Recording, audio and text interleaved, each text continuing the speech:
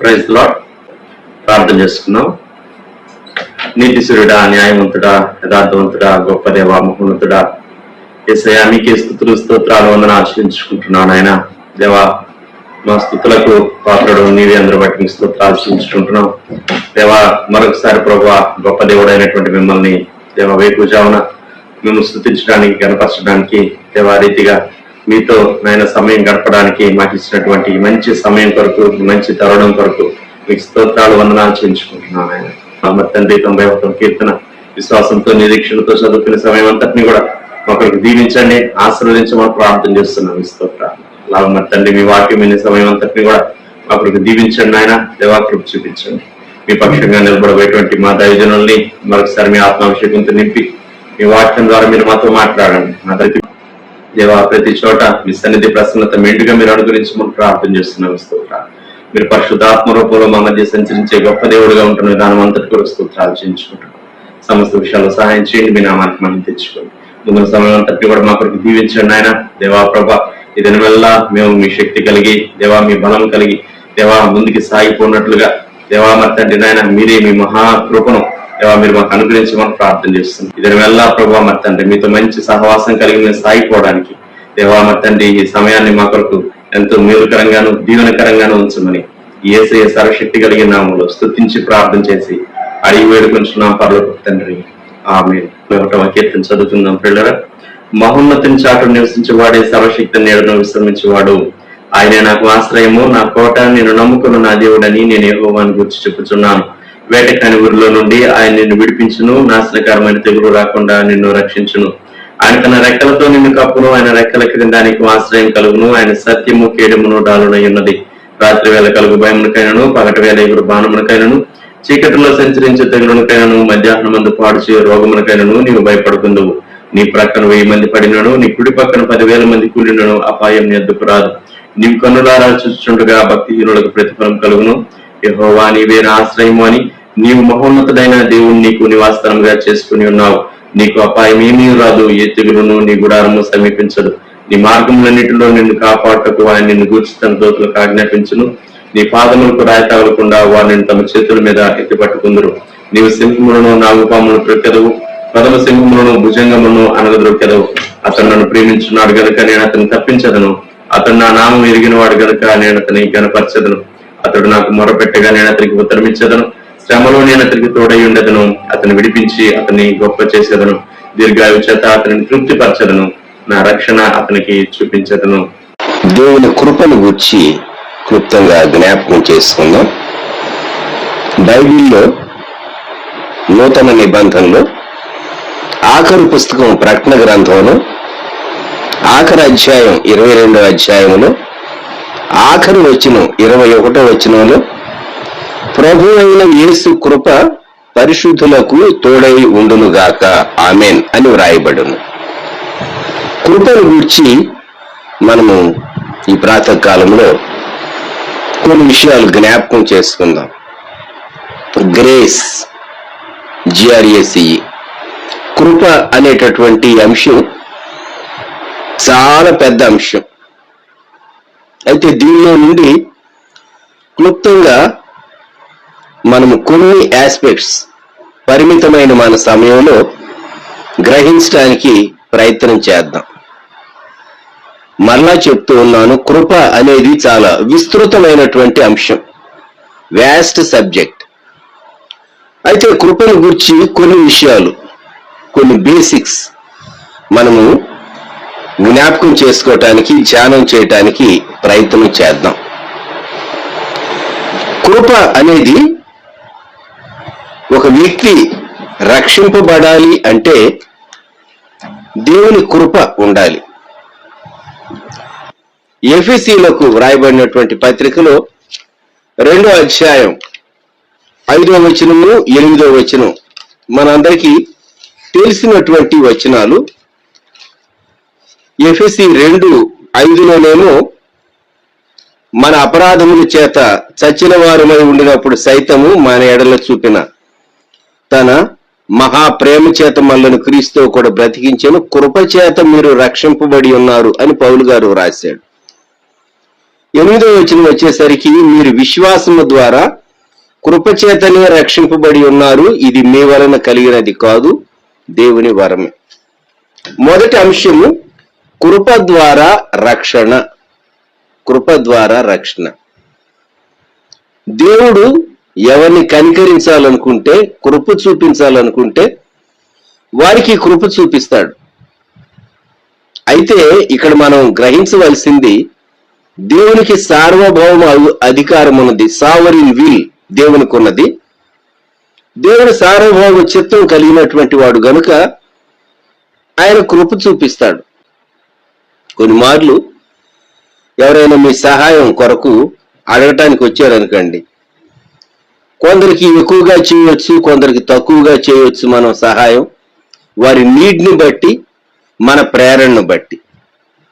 అందరికీ యూనిఫామ్ గా ఇంతే చేయాలి అనేటటువంటి ఒక థంబ్ రూల్ మనమేమి ఫ్రేమ్ చేసుకోం, ఎందుకంటే అది మన ఇష్టం. దేవుడు సార్వభౌమ అధికారం కలిగిన వాడు గనుక ఆయన కృప చూపించేటటువంటి దేవుడు. రక్షణలో దేవుని పక్షంగా మన పట్ల చూపబడేది కృప. అయితే మరి మనుషులు ఎందుకు అందరూ రక్షింపబడటం దేవునికి చిత్తమే కదా, మనుషులు అందరూ ఎందుకు రక్షింపబట్టలేదని ప్రశ్న వస్తుంది. అందరిలో విశ్వాసము లేదు గనుక. ఒక ప్రక్క దేవుని పక్షముగా కృప, మానవుని పక్షంగా విశ్వాసం రెండు కలిస్తే హృదయంలో రక్షణ కార్యం జరుగుతుంది. అనేక మంది విశ్వాసం అంటే నమ్మరు, యేసు ప్రభువును నమ్మరు, ఆయన వాక్యాన్ని నమ్మరు, ఆయన సజీవ శక్తిని నమ్మరు, ఆయన ద్వారా అనుగ్రహించబడే పాప క్షమాపణను నమ్మరు.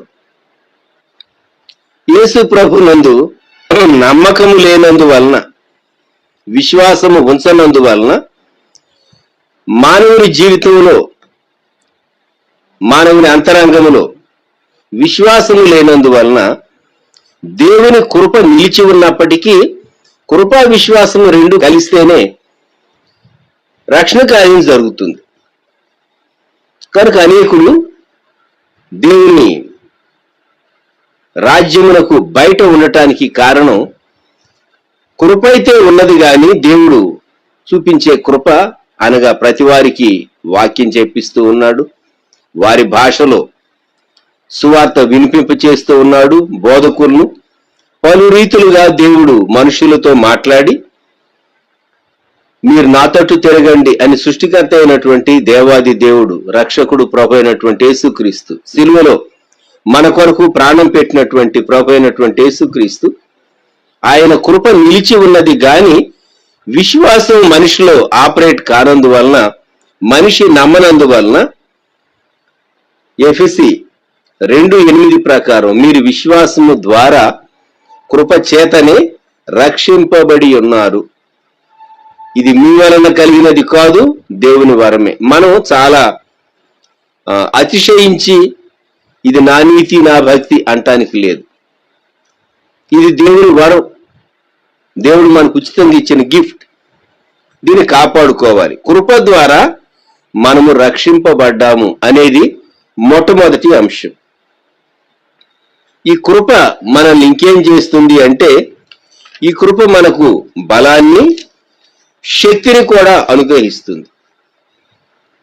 పౌలు భక్తుడు కొరింథీయులకు వ్రాసినటువంటి 2వ పత్రికలో తన స్వంత జీవితంలో కృపను గూర్చి దేవుడు తనతో మాట్లాడినటువంటి ఒక గ్రాండ్ స్టేట్మెంట్ తాను చెప్పాడు. దేవుడు అన్నాడట 2 కొరింథీ 12:9 నా కృప నీకు చాలును అన్నాడు. ఇది దేవుడు చెప్పిన మాట. ఎప్పుడు చెప్పాడు? పౌలు గారికి దేహంలో ఒక అనారోగ్యం ఉన్నది, ఒక బలహీనత ఉన్నది, ఒక ముళ్ళు ఉన్నది. పైన 7వ వచనం, నాకు శరీరములో ఒక ముళ్ళు. ఈ ముళ్ళేమో శరీరము బలహీనమైనది కనుక ముళ్ళు వచ్చింది, వ్యాధి వచ్చింది, బాధ వచ్చింది, దీర్ఘకాల సమస్య వచ్చింది, క్రానిక్ డిసీజ్ ఉన్నది తన దేహంలో. అయితే ఇంకొక వైపున ఇది ఉండటానికి రావటానికి గల కారణం పౌలు గారు ఏమంటూ ఉన్నాడంటే 2 కొరింథీ 12:7లో నాకు కలిగిన ప్రత్యక్షతలు బహు విశేషముగా ఉన్నందున నేను అత్యధికముగా హెచ్చిపోకుండు నిమిత్తము నాకు శరీరములో ఒక ముళ్ళు, నేను అత్యధికముగా హెచ్చిపోకుండు నిమిత్తము నన్ను నలగగొట్టుటకు సాతాను యొక్క దూతగా ఉంచబడెను. దేవుడు చాలా ప్రత్యక్షతలు ఒక భక్తునికి ఇచ్చాడు. మామూలుగా మనిషే గనుక అతిశయించి పడిపోయే అపాయం ఉంటుంది. అందుకని దేహంలో ఒక బలహీనత దేవుడు అలౌ చేశాడు. జ్ఞాపకం పెట్టుకుందాం, దేవుడు అనుకుంటే అది తీసివేయగలడు కానీ అది సహజమైన రీతిగా తన శరీరం యొక్క లిమిటేషన్స్ ని బట్టి వచ్చినటువంటి ఆ బలహీనతను దేవుడు అలాగే ఉండనిచ్చాడు.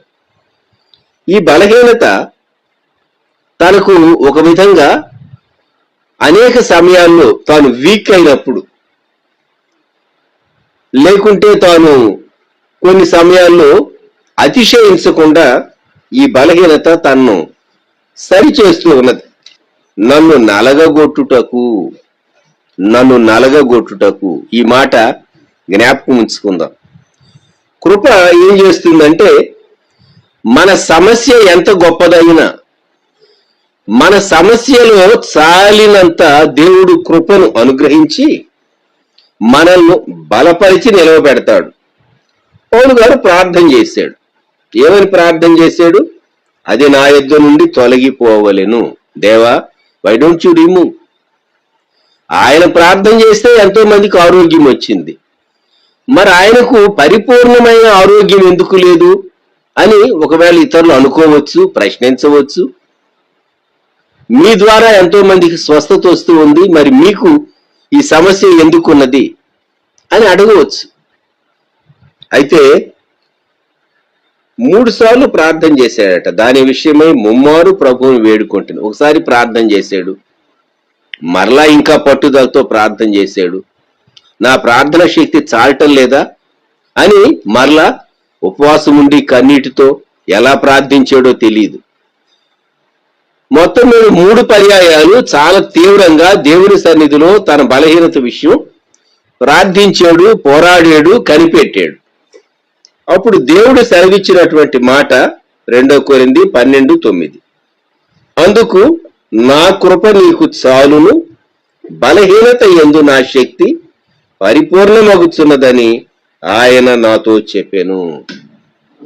ఇది దేవుడు చెప్పినటువంటి గొప్ప మాట. నా కృప నీకు చాలును, మై గ్రేస్ ఈజ్ సఫిషియంట్. చాలినటువంటి కృప. దేనికి చాలింది? నీ బలహీనత ఏదైనా, నీ అనారోగ్యం ఏదైనా, నీ వ్యాధి ఏదైనా, నీ సమస్య ఏదైనా, ఆ పరిస్థితుల్లో ఈ చాలినటువంటి కృప, సఫిషియంట్ గ్రేస్, నిన్నేం చేస్తుందంటే బలపరుస్తుంది. అంతేకాదు నా శక్తి పరిపూర్ణమగుచున్నదని ఆయన నాతో చెప్పారు. మనం ఏది చేయలేమో, మన శక్తికి మించింది, మన బలానికి మించింది దేవుడు మన చేత చేయిస్తాడు. ఒకరితో నేను మాట్లాడుతూ, నేను ఆస్మా పేషెంట్ని అని చెప్పినప్పుడు వాడు చాలా ఆశ్చర్యంగా అవునా బ్రదర్ అన్నారు. అవునా బ్రదర్. కొన్ని సంవత్సరాలుగా ఏదో ఒక స్థలంలో మేము ఒక అసెంబ్లీకి సంబంధించినటువంటి మీటింగ్స్ లో కలిసేవారం, కానీ నేను ఆస్మా పేషెంట్ అని వారు అనుకోలేదు. అందుకే నేను ఆ స్టేట్మెంట్ చెప్పినప్పుడు వారు అవునా అని కొంత ఆశ్చర్యాన్ని వెలిబుచ్చారు. కొన్ని మార్లు మన యొక్క సమస్య అది చాలినటువంటి కృప దేవుడు అనుగ్రహిస్తే నిన్ను చూచిన వారు అంటారు, మీరు ఆ సమస్య కలిగిన పేషెంట్ లాగా లేరే అంటారు. ఎస్, కొన్ని మార్లు దేవుని కృప, చాలిన కృప మనకు తోడుగా ఉంటే నీ బలహీనత ఎంత గొప్పదైనా కావచ్చు. ముళ్ళు అన్నాడు, నీ బలహీనత ఎంత గొప్పదైనా, నీ సమస్య ఎంత గొప్పదైనా, నీ అనారోగ్యం ఎంత గొప్పదైనా, దేవుని కృప నీకు తోడుగా ఉంటే నీ సమస్య, నీ దేహాన్ని బలహీనపరచడానికి ఒక లిమిట్ దేవుడు ఉంచుతాడు. అది మించి రావటానికి వీల్లేదు. సముద్రానికి దేవుడు హద్దు నియమించినట్టు, చెలియలి కట్ట దేవుడు సముద్రానికి ఇంత మటుకే, ఎంత అలల హోరైనా రావచ్చు గాని ఎప్పుడో అన్యూజువల్ సర్కమ్స్టాన్సెస్ లో తప్ప సముద్రము పొరలి రాదు, మనకు తెలుసు. అలాగే దేవుడు తన కృప మన పక్షంగా కనుబరిచినప్పుడు, కృప ద్వారా రక్షించినటువంటి ప్రభు కృప ద్వారా మనకు బలము, శక్తి అనుగ్రహిస్తాడు. సరే, పౌలు భక్తుడు దేవుని కృపను గూర్చి తాను సాక్ష్యం ఇస్తూ, నీవు కృపను గూర్చి లోకానికి ఒక చక్కని సాక్షిగా ఉంటావు. పౌలు భక్తుల అనుభవంలో తిమోతికి వ్రాసినటువంటి మొదటి పత్రికలో 1వ అధ్యాయం 12వ వచనం నుండి చదువుతాను. పూర్వము దోషకుడను, హింసకుడను, హానికరుడనైన నన్ను తన పరిచర్యకు నియమించి నమ్మకమైన వానిగా ఇచ్చినందుకు నన్ను బలపరిచిన మన ప్రభువైన క్రీస్తు యేసుకు కృతజ్ఞుడనై ఉన్నాను. తెలియక అవిశ్వాసం వలన చేస్తుని గనుక కనికరింపబడితిని. మరియు మన ప్రభు యొక్క కృపయు క్రీస్తు యేసునందున్న విశ్వాసమును ప్రేమయు అత్యధికముగా విస్తరించాను. పాపులను రక్షించుటకు క్రీస్తు యేసు లోకమునకు వచ్చిన వాక్యము నమ్మదగినదియు పూర్ణాంగీకారమునకు యోగ్యమైనదియునై ఉన్నది. అట్టి వారిలో నేను ప్రధానుడను. 14వ వచనం, మన ప్రభు యొక్క కృప విస్తరించింది అన్నాడు. ఎంత విస్తరించిందంటే, ప్రధాన పాపినైనటువంటి నాయందు దేవుడు తన కృపను కనుబరిచి, ఆ పైన 12వ వచనంలో చెప్పిన రీతిగా ఒకప్పుడు దోషకుడను, 2 క్రైస్తవులను హింసించినటువంటి వాడను, సంఘములకు హాని చేసినటువంటి వాడును. అటువంటి నన్ను దేవుడు తన పరిచర్యకు పిలవటం, వాడుకోవటం కృపగాక మరి ఏంటి? అటువంటి వ్యక్తిని దేవుడు ప్రక్కన పెట్టేయాలి, ఎట్టి పరిస్థితుల్లో వాడుకోకూడదు. అయితే దేవుడు నన్ను నమ్మకమైన వానిగా ఎంచాడు, నన్ను బలపరిచాడు అంటూ యేసుక్రీస్తు ప్రభు యొక్క కృపను గుర్చి తాను సాక్ష్యం చెప్పాడు. ప్రధాన పాపిని నన్ను, కొంతమంది సాక్ష్యాలు వింటే ఆహా, దేవుడు ఎంత అద్భుతమైన రీతిగా ఈ వ్యక్తిని దర్శించాడు, రక్షించాడు. ఈ రోజుల్లో క్రైస్తవ్యం అంటే కొందరికి ఎందుకు గిట్టదు, కడుపు మంట అంటే, యేసు ప్రభు నమ్మి కొందరి జీవితాలు మారిపోతూ ఉంటాయి. మార్చబడినటువంటి వారి జీవితాలు చూచినప్పుడు అవతలి వారు సహించలేరు.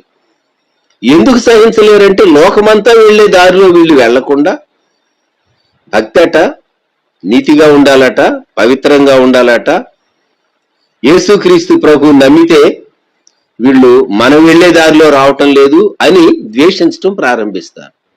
గమనించండి, నేను ప్రధాన పాపిని అయినా దేవుడు నా యందు తన కృపను కనుబరిచి నన్ను రక్షించినటువంటి ప్రభు తన పరిచర్యకు నియమించాడు అన్నాడు. పౌలు గారు చేసినటువంటి గొప్ప పరిచర్య. ఒకవైపు ఎంత ఎక్స్ట్రీమ్కి వెళ్ళాడో సంఘాన్ని హింసించడానికి, పర్సిక్యూట్ చేయటానికి, అంత యువతల వైపున కృప చూపించి సంఘక్షేమం కొరకు అంత బలమైన రీతిగా వాడుకున్నాడు. మనకు ఆశ్చర్యం అనిపిస్తుంది. అంత తీవ్రమైనటువంటి భావజాలం కలిగినటువంటి వ్యక్తిని, క్రైస్తవులకు విరోధంగా ఉన్నటువంటి యూదమత ప్రవిష్టుణ్ణి యేసుక్రీస్తు ప్రభు ఇంతగా వాడుకున్నాడు. అది దేవుని కృప. సో కృపను గూర్చినటువంటి సాక్ష్యం, the testimony regarding the grace. దేవుడు తనను పిలిచి తను వాడుకుంటూ ఉన్నటువంటి విధానాన్ని గూర్చి, కృపను గూర్చి తాను సాక్ష్యం చెప్పాడు. అంతేకాదు, హెబ్రీయులకు వ్రాయబడినటువంటి పత్రికలో 4వ అధ్యాయం మనం ఈ మాట చదువుతాం. 16వ వచనం, మనము కనికరింపబడి సమయోచితమైన సహాయము కొరకు కృప పొందునట్లు ధైర్యముతో కృపాసనమునొద్దకు చేరుదము. సో పౌలు గారే హెబ్రీ పత్రిక రాశాడు అనుకుని మనం జ్ఞాపకం చేసుకుందాం. కృపాసనం. దేవుడు పరిశుద్ధుడు, దేవుడు న్యాయవంతుడు. న్యాయవంతుడైనటువంటి దేవుడు తాను తన న్యాయాన్ని బట్టి చూస్తే కొన్ని మనకు గ్రాంట్ చేయటానికి వీల్లేదు. అయితే ఆయన కృప కలిగినటువంటి వాడు కూడా. అందుకే ఇక్కడ కృపాసనము అన్నారు. కృపాసనం దగ్గర, కృపాసనముపై దేవుడు ఆసీనుడై ఉన్నప్పుడు ఏ వ్యక్తి అయినా ఎటువంటి మనవైనా ఆయన దగ్గర తీసుకుని వెళ్ళొచ్చు. దేవుడు కృప చూపిస్తాడు, గ్రేస్. మనము ఏది పొందటానికి అర్హత లేదో అది మనకు అనుగ్రహింపబట్టమే దేవుని కృప. కనుక కృపాసనాన్ని సమీపించేటటువంటి యాక్సెసిబిలిటీ దేవుడు మనకిచ్చాడు. మనం ఆశించినా కూడా మన దేశ ప్రధానినో లేక అమెరికా ప్రెసిడెంట్నో చూడటానికి అంత తేలిగ్గా మనకు అనుమతి దొరుకుతుందండి? దొరకదు, చాలా కష్టం. మరి దేవుని కృపాసనం దగ్గరకు వెళ్ళటానికి మనకు యాక్సెసిబిలిటీ ఉన్నది. అది పగలైనా రాత్రి అయినా, అది ఏ సమయమైనా సరే నీవు దేవుని సన్నిధిలోనికి వెళ్ళొచ్చు. దేవుడు మన మనవి వినటానికి రెడీగా ఉన్నాడు. ప్రతి జిల్లాలో లేకుంటే ప్రతి మండలం కేంద్రంలో అర్జీలు ప్రజల నుండి తీసుకోవటానికి, రిక్వెస్ట్లు తీసుకోవటానికి ఇది టైం అని ఒకటి ఉంటుంది. కమిటీకి మీటింగ్స్ అని ఉంటాయి. ఎటువంటి పిటిషన్స్ అయినా తీసుకునేటటువంటి ఒక రోజు, కొన్ని గంటల సమయం సెట్ చేస్తారు. ఆ సమయంలో కాకుండా వేరు సమయంలో ఒకవేళ తీసుకుని వెళితే వారికి అపాయింట్మెంట్ దొరకపోవచ్చు. ఏం చెప్తారంటే, ఫలాని రోజు నియమించబడింది, అప్పుడు రండి, అప్పుడు మీ అర్జీ ఇవ్వండి, మీ పిటిషన్ ఇవ్వండి అంటూ ఉండొచ్చు. దేవుని సన్నిధానానికి 24/7 ఎప్పుడైనా వెళ్ళొచ్చు. మనం ఏ సమయంలోనైనా వెళ్ళొచ్చు. ఆయన కృపాసనాన్ని సమీపించి, దేవా కృప చూపించు, నాయన కనికరించు, నాయన సహాయం దయచేయి, ఈ మనవి నెరవేర్చు ప్రభా, ఇదిగో నా అంశం ఇది అని దేవుని సన్నిధానంలో కృపాసనం దగ్గర మనము మొరపెట్టగలం. న్యాయ సింహాసనం దగ్గర మొరపెట్టలేం సుమండి. కొన్ని మార్లు దేవుడు కృప ఎంత చూపిస్తాడంటే, నోహు విషయంలో ఆదికాండ గ్రంథం 6వ అధ్యాయం 8వ వచనంలో ఒక వ్యక్తికి చూపించబడిన కృప. ఆదికాండం 6:8, నోవహు యెహోవా దృష్టి యందు కృప పొందినవాడాయను. జలప్రళయము ద్వారా దేవుడు భూలోకాన్ని నాశనం చేయాలని ఉద్దేశించినప్పుడు ఒకే ఒక వ్యక్తి కనబడుతూ ఉన్నాడు. ఆ తరములో ప్రపంచమంతట్లో జీవించినటువంటి వారిలో ఒకే వ్యక్తి కనబడుతూ ఉన్నాడు. ఆ వ్యక్తిని బట్టి ఆ వ్యక్తి యొక్క కుటుంబం అంతటిని, అనగా భార్య, 3 కుమారులు, 3 కోడండ్రు, మొత్తం 8 మంది. వారికి దేవుడు కృప చూపించబోతూ ఉన్నాడు. ఓడలోనికి వారిని మొదట నిర్మించమని ఓడ ఆజ్ఞించి, కొలతలిచ్చి, ఓడలో వారిని చేర్చి, దేవుడే దాని తలుపు మూసి సృష్టి అంతటిని నీటి ద్వారా, జలము ద్వారా ఆయన నాశనం చేయాలని ఉద్దేశించినప్పుడు కృప పొందినటువంటి వ్యక్తి నోవహు యెహోవా దృష్టి యందు కృప పొందినవాడాయను. ఎంత అద్భుతమైనటువంటి స్టేట్మెంటో ఆలోచించండి. ఒక వ్యక్తికి దేవుని కృప ఇంతగా దేవుడు అనుగ్రహిస్తాడా? కొన్నిసార్లు మనం ఉన్న ప్రాంతాల్లో మన చుట్టూ ఉన్నటువంటి ఇళ్ళు సమస్యలతో ఎఫెక్ట్ కావచ్చు. నోవహు ఓడలో భద్రపరచబడిన రీతిగా నిన్ను మాత్రం దేవుడు చాలా ప్రత్యేకమైన రీతిగా నీ చుట్టూ దేవుని దూతల కాపుదల. అందుకే ప్రతి ప్రాతకాలం 91వ కీర్తన మనం చదువుకుంటున్నాం. నీ చుట్టూ దేవుడు తన దూతల నుంచి మనల్ని కాపాడి మనల్ని బలపరుస్తూ ఉన్నాడు. చుట్టూ ఏ పరిస్థితి అయినా ఉండనివ్వండి. అయితే మనము దేవుని చిత్తంలో, దేవుని సంకల్పంలో విధేయతను చూపించినప్పుడు ఒక వ్యక్తికి అనుగ్రహింపబడినటువంటి గొప్ప కృప వ్యక్తి ద్వారా కుటుంబానికి మనము ఆదికాండం 6, 7, 8 అధ్యాయాల్లో మనము వివరంగా చూస్తాం. సమూయేలు 2వ గ్రంథంలో కుటుంబానికి అనుగ్రహించినటువంటి కృపను గురించి జ్ఞాపకం చేసుకుందాం. దానికి దీనికి తేడా ఏంటంటే ఆ కుటుంబం మాత్రమే కాదు, నెక్స్ట్ జనరేషన్స్ తరువాతి తరాలు కూడా. సమూయేలు 2వ గ్రంథంలో దేవుడు మాట్లాడుతూ సమూయేలు 2వ గ్రంథం 7వ అధ్యాయం దేవుడు ఈ స్టేట్మెంట్ చెప్తూ ఉన్నాడు. ఇక్కడ కుటుంబానికి దేవుడు అనుగ్రహించినటువంటి కృప 2వ సమూయేలు 7వ అధ్యాయం 15వ వచనంలో దేవుడు అంటూ ఉన్నాడు, నిన్ను స్థాపించుటకై నేను కొట్టివేసిన సౌలునకు నా కృప దూరమైనట్లు అతనికి నా కృప దూరము చేయను అని. ఇక్కడ దావీదు ఉన్నాడు.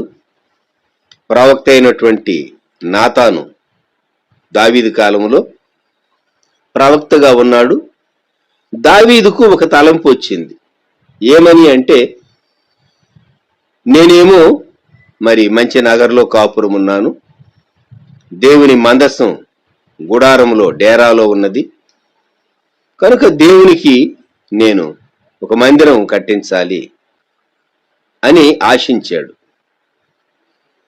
తాను నాతానుతో ఈ విషయాన్ని ప్రస్తావించినప్పుడు నాతాను అన్నాడు, దేవుడు నీకు తోడుగా ఉన్నాడు కదా. 7వ అధ్యాయం 3వ వచనం, 1 సమూయేలు, నీకు తోచినదంతయు నెరవేర్చమన్ను.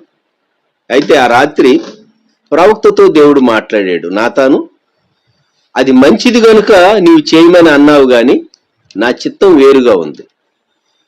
కొన్ని మంచి విషయాలు ఉంటాయి, అన్ని మంచి విషయాలు అన్ని సమయాల్లో చేయలేము. జ్ఞాపకం పెట్టుకోండి. ప్రతిదానికి సమయం ఉంటుంది, ప్రతిదానికి పద్ధతి ఉంటుంది. జ్ఞాపకం పెట్టుకుందాం. అన్ని మంచి విషయాలే కావచ్చు. నీవు పోయి నా సేవకుడైన దావీదుతో ఈ మాటలు చెప్పు, కనుక నీకు సంతానం నేను కలుగు చేసేటటువంటి దేవుణ్ణి, కనుక నీ గర్భంలో నుండి వచ్చినటువంటి నీ కుమారుడు నా నామ ఘనత కొరకు ఒక మందిరాన్ని కట్టిస్తాడు. 13వ వచనం, అతడు నా నామ ఘనత కొరకు ఒక మందిరమును కట్టించును, అతని రాజ్య సింహాసనమును నేను నిత్యముగా స్థిరపరచేది. ఒక గొప్ప మందిరం నిర్మాణం చేయాలి అంటే లోకములో ఉన్నటువంటి స్కిల్ఫుల్ వర్కర్స్, మెటీరియల్, వీటంతటినీ సమకూర్చాలి. దానికి ప్రాసెస్ ఉంటుంది. దేవుని ప్రణాళికలో దావీదు కుమారుడు దాన్ని కట్టించాలి అని ఉన్నది. అందుకే ఇక్కడ అంటూ ఉన్నాడు 15వ వచనం, నిన్ను స్థాపించుటకై నేను కొట్టివేసిన సౌలునకు నా కృప దూరమైనట్లు. సౌలు దేవుని కృపను తాను పోగొట్టుకోకుంటే, అవివేకపు పని చేయకపోయి ఉంటే, తెలివి తక్కువ పని కృపను దూరం చేస్తుందా? సౌలు విషయంలో అదే జరిగిందని వాక్యం చెప్తుంది. మనము 2వ సమూయేలు 3వ అధ్యాయం 1వ వచనం, సౌలు కుటుంబీకులకును దావీదు కుటుంబీకులకును బహుకాలం యుద్ధం జరుగ్గా దావీదు అంతకంతకు ప్రబలెను, సౌలు కుటుంబం అంతకంతకు నీరసిల్లేను. మనకు ఆశ్చర్యం కలుగుతుంది. ఇక్కడ దేవుడు అంటున్నాడు, సౌలునకు నా కృప దూరమైనట్లు అతనికి, అనగా దావీ సంతానంలో నుండి వచ్చే వ్యక్తికి నా కృప దూరము చేయను. నీ మట్టుకు నీ సంతానమును నీ రాజ్యమును నిత్యము స్థిరమగును, నీ సింహాసనము నిత్యము స్థిరపరచబడు. సో ఒక కుటుంబానికి ఆ తరమే కాదు, తరువాతి తరాల్లో కూడా దేవుడు కృప చూపించాడు. నోవాకు ఆ జనరేషన్ లో దేవుడు కృప చూపించాడు, వారి నుండి జనాంగాలు వ్యాపించారు. అదేమో అది కూడా కృపే, కుటుంబానికి చూపబడిన కృపే. కానీ ఈ కృప సింహాసనము, పరిపాలన, రాజ్యము విషయమైనటువంటి గొప్ప కృప.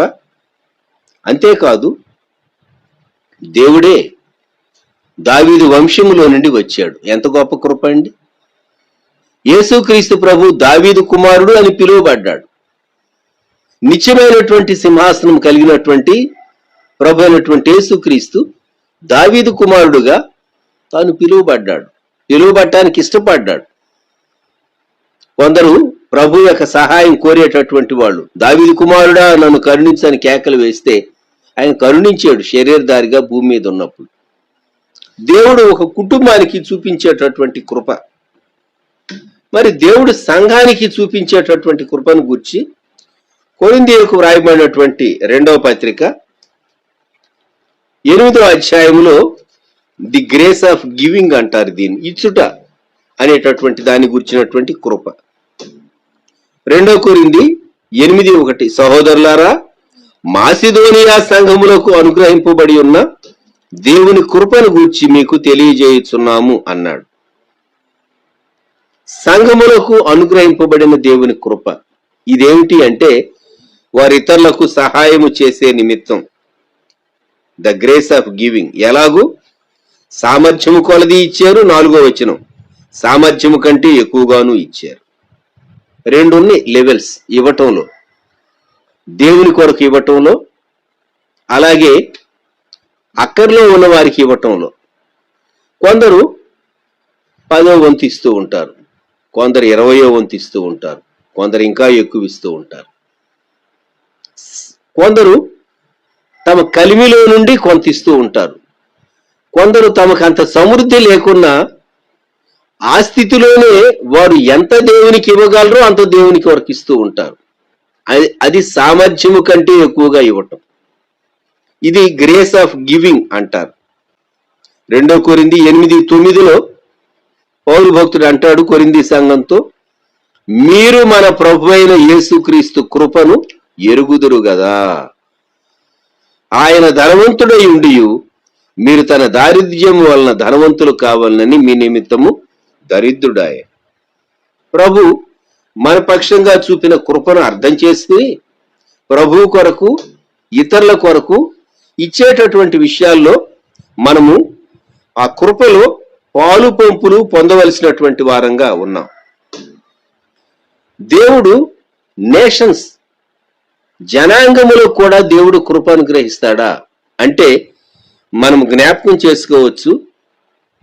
ఎస్తేరు గ్రంథంలో 9వ అధ్యాయం 15వ వచనం 16వ వచనం ఈ మాటలు మనము జ్ఞాపకం చేసుకుంటే 15-16 వచనాలు. షూషన్ నందున్న యూదులు అదారు మాసమున 14వ దినమందు కూడుకొని షూషన్ నందు 300 మందిని చంపివేసిరి.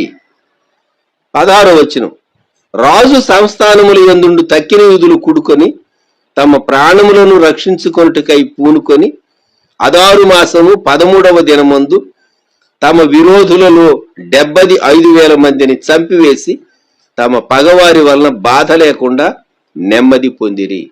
ఇది యూదుల యొక్క అదారు అనేటటువంటి 12వ మాసంలో 13వ రోజు జరిగినటువంటి సంఘటన.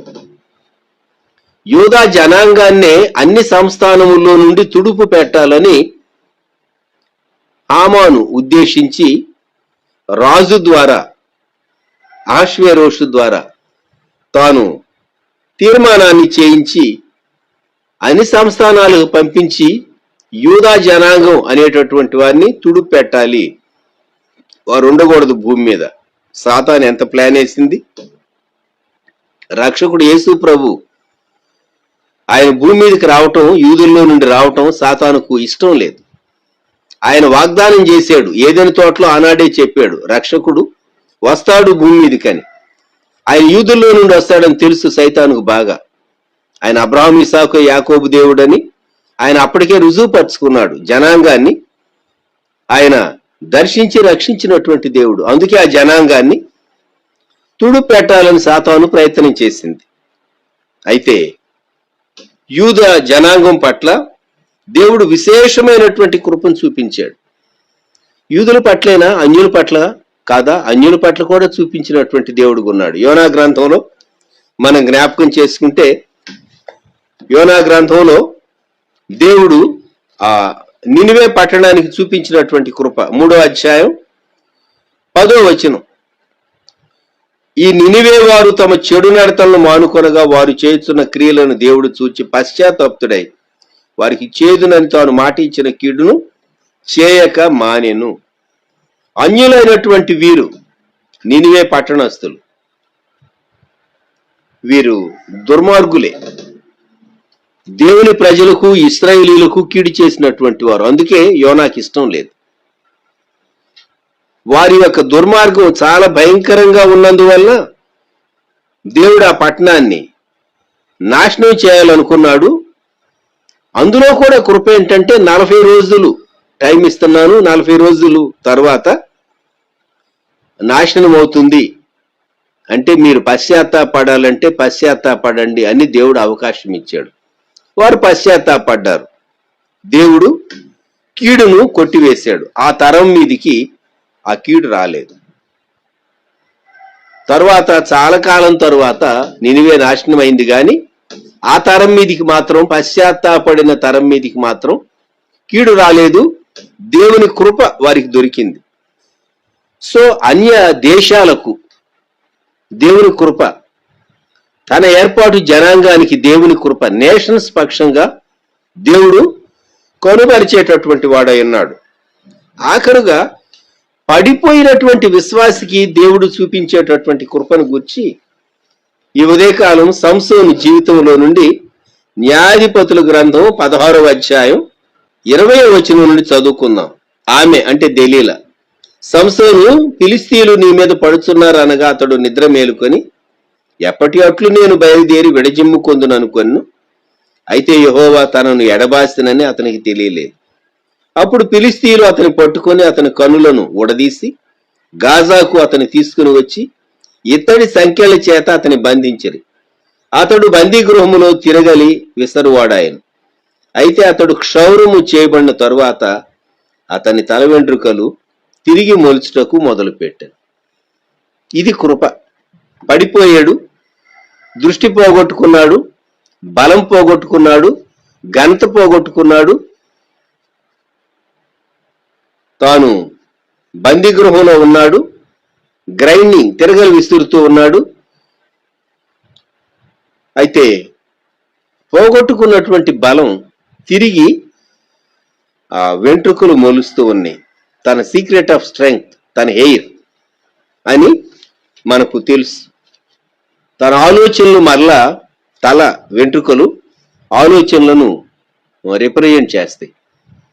తాను మరలా ప్రభు వైపు, దెలీలా నుండి, లోకం నుండి దేవుని వైపు తన ఆలోచన దృష్టి మరలా మళ్ళటం ప్రారంభించింది. కాబట్టి తల వెంట్రుకలు తిరిగి మొలుస్తూ ఉన్నాయి. ఆ అధ్యాయము చివరికి వచ్చేసరికి చెప్పబడినటువంటి మాట 30వ వచనం, మరణకాలమందు అతడు చంపిన వారి శవముల లెక్క జీవితకాలమందు అతడు చంపిన వారి లెక్క కంటే ఎక్కువైంది. ఇది కృప.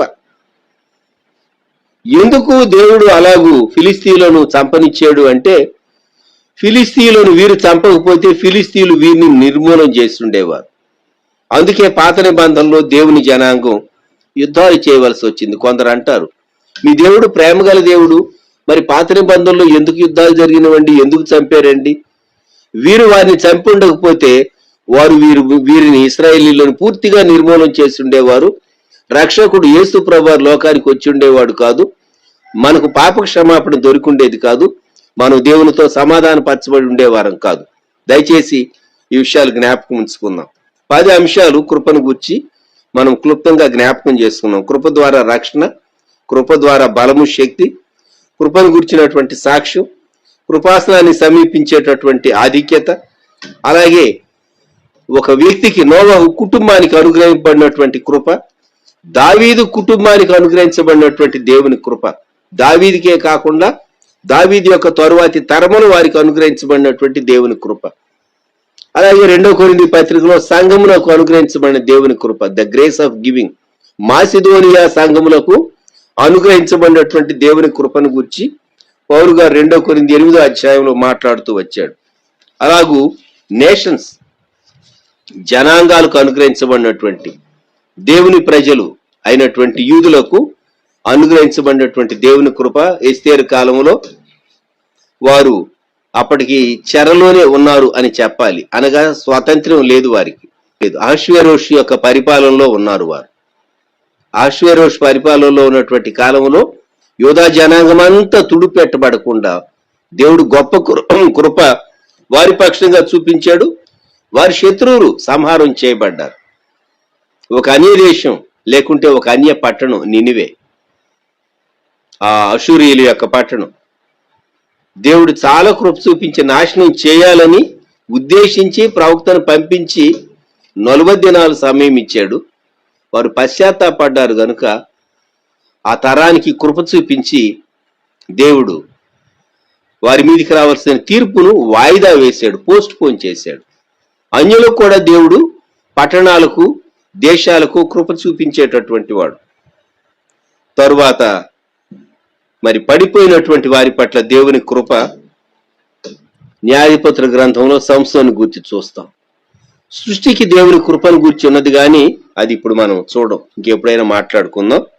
రోమీలకు రాయబడినటువంటి పత్రికలో సృష్టికి దేవుడు చూపేటటువంటి కృపను గూర్చి ఉన్నది. అది చాలా వండర్ఫుల్ టాపిక్. సృష్టి మొరపెడుతూ ఉన్నదట, దేవా ఎంతకాలం అని చెప్పేసి సృష్టి మొరపెడుతూ ఉన్నది, సృష్టి ప్రసవేదన పడుతున్నదని ఉన్నది. దేవుడు కృప చూపించే దేవుడు. దేవుడు నూతన ఆకాశం నూతన భూమిని కలిగిస్తాడు ఒక రోజు. సృష్టికి కూడా దేవుడు కృప చూపిస్తాడు.